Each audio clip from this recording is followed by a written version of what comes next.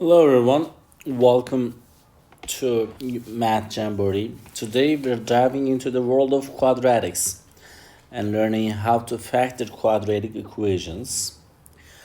This is a crucial skill in algebra, and with a little practice, you'll be a pro in no time. So grab your notebooks and let's get started. All right, before we jump into factoring, let's quickly recall what a quadratic equation looks like. It's usually in a form that, let me write it down up here, ax squared plus bx plus c is equal to 0.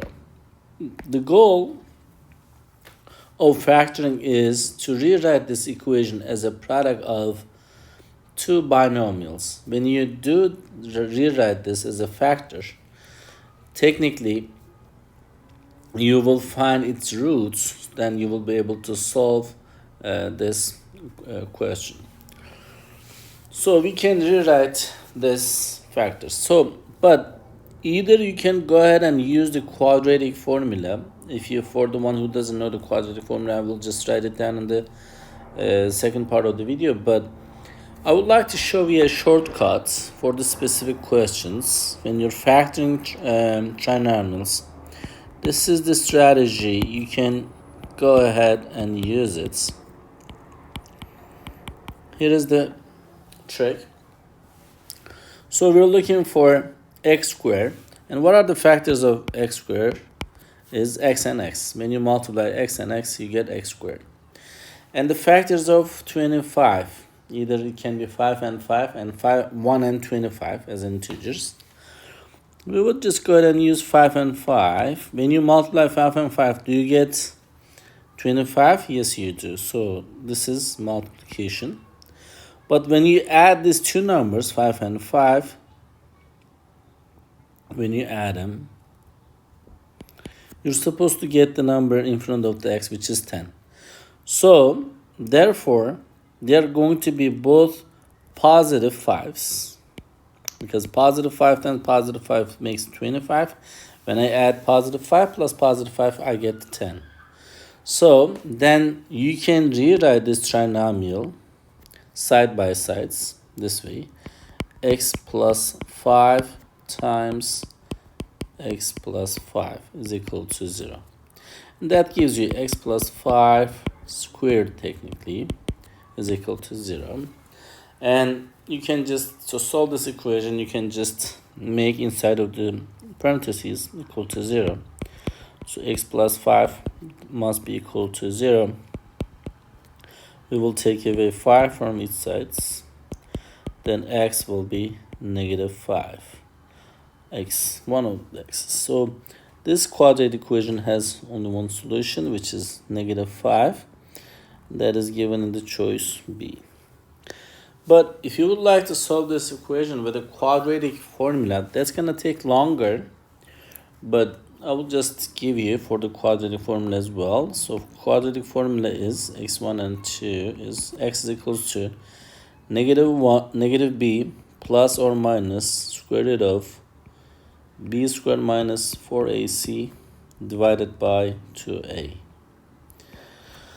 So you're supposed to substitute these values in this equation.